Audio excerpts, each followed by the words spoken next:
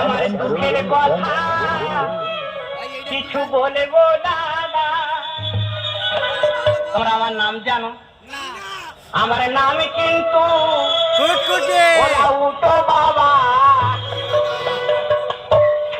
আমার দুঃখের কথা কিছু বলবো দাদা। এইভাবে রাস্তায় চলাফেরা করছে, এক্ষুনি তো অ্যাক্সিডেন্ট হয়ে যাবে।